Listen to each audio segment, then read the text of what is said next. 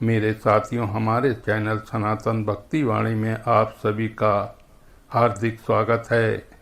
आज के इन दोहों में कबीरदास जी ये संदेश देते हैं कि जिसके हृदय में भगवान का प्रेम बस जाता है, उसके लिए संसार का कोई सुख उस दिव्य आनंद की बराबरी नहीं कर सकता।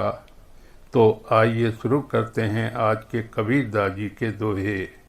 इंद्रलोक अचरज भया, इंद्रलोक अचरज भया, ब्रह्मा पंड्या विचार, कबीर चाल्या राम पे, कोतिगहार अपार कबीरा, कोतिगहार अपार। संत कबीरदास जी दोहे में कहते हैं कि जब एक सच्चा साधक भगवान की ओर बढ़ता है, तब उसका आध्यात्मिक उत्कर्ष इतना महान होता है कि देवता भी आश्चर्यचकित हो जाते हैं। यहाँ इंद्रलोक और ब्रह्मा का उल्लेख ये बताने के लिए है कि ईश्वर की सच्ची भक्ति का मार्ग देवताओं के वैभव से भी श्रेष्ठ है। कबीर जी कहते हैं कि जब वे श्री राम की भक्ति में पूर्ण रूप से लीन हुए, तब उन्हें संसार के असंख्य बंधनों से मुक्ति मिलने लगी। जो व्यक्ति सच्चे मन से भगवान का आश्रय ले लेता है, उसके लिए संसार का मोह, लोभ, भय और अहंकार धीरे धीरे समाप्त होने लगते हैं। यही सच्ची आध्यात्मिक विजय है। ऊंचा चढ़ी आसमान को, मेरु उलंघे उड़ी, पशु पंछेरु जीव जंत, सब रहे मेड़ में बूढ़ी कबीरा, सब रहे मेड़ में बूढ़ी। कबीरदास जी कहते हैं कि आत्मज्ञान प्राप्त करने वाला साधक आध्यात्मिक रूप से इतना ऊंचा उठ जाता है कि मानो मेरु पर्वत से भी ऊपर पहुंच जाता है।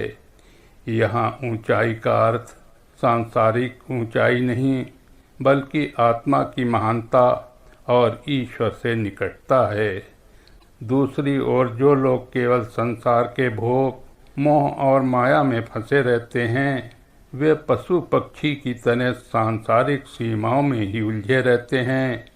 वे आत्मा के वास्तविक उद्देश्य को नहीं समझ पाते। कबीर जी हमें प्रेरणा देते हैं कि जीवन केवल भौतिक उपलब्धियों के लिए नहीं, बल्कि आत्मिक उन्नति के लिए भी है।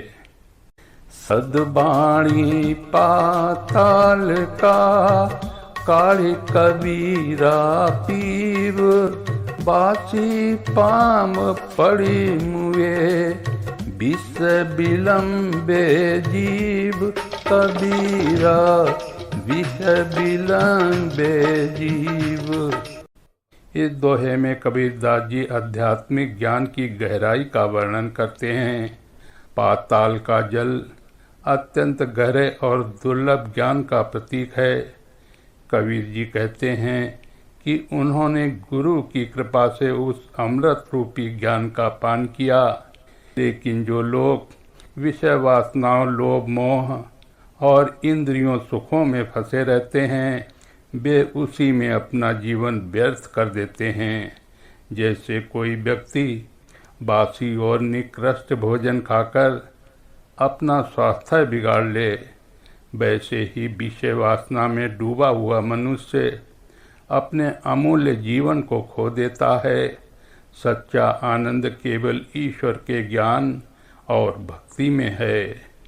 कबीर सुपन्ने हरि मिल्या, कबीर सुपन्ने हरि मिल्या, सूता लिया जगाई, आँखि नमी चो डर पता, मत सुपिन होए जाय कबीरा, मत सुपिन होए जाय।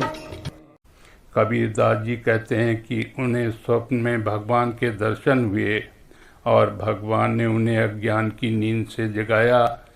ये केवल रात के स्वप्न की बात नहीं, बल्कि आत्मिक जागरण का प्रतीक है। जब साधक को ईश्वर का अनुभव होने लगता है, तब उसे डर रहता है कि कहीं ये अनुभव फिर खो न जाए। इसलिए वो हर समय भगवान का स्मरण करता है और अपने मन को सजग रखता है। ये दोहा हमें सिखाता है कि ईश्वर का अनुभव प्राप्त होने के बाद भी साधना में निरंतरता और सावधानी आवश्यक है। गोविंद के गुण बहुत हैं, लिखे जो हृदय माही, डरता पानी ना पीऊं, मत वे धोए जाई, कबीरा मत वे धोए जाई। कबीरदास जी कहते हैं कि भगवान के अनगिनत गुण उनके हृदय पर ऐसे अंकित हो चुके हैं कि वे कभी मिट नहीं सकते। उनका मन हर समय भगवान के प्रेम और स्मरण में डूबा रहता है। कबीर जी अत्यंत भावपूर्ण ढंग से कहते हैं कि उन्हें ऐसा लगता है जैसे यदि वे पानी पी भी लें तो कहीं भगवान के गुण उनके हृदय से धुल न जाएं। ये अतिशयोक्ति नहीं, बल्कि भगवान के प्रति उनकी अनन्य भक्ति और प्रेम का सुंदर चित्रण है। इस दोहे का संदेश है कि जब मनुष्य का हृदय ईश्वर प्रेम से भर जाता है, तब संसार की कोई भी वस्तु उसे उस प्रेम से अलग नहीं कर सकती। इन पांचों दोहों में संत कबीरदास जी हमें बताते हैं कि सच्ची भक्ति मनुष्य को देवताओं के वैभव से भी ऊंचा बना देती है। आत्मज्ञान ही जीवन की सबसे बड़ी उपलब्धि है। विषय वासनाओं का सुख क्षणिक है, लेकिन ईश्वर भक्ति का आनंद शाश्वत है। ईश्वर का अनुभव मिलने के बाद साधना में निरंतर जागरूक रहना चाहिए। जिस हृदय में भगवान बस जाते हैं, वहाँ संसार का मोह स्वतः समाप्त होने लगता है। जय श्री कृष्णा। राधे राधे।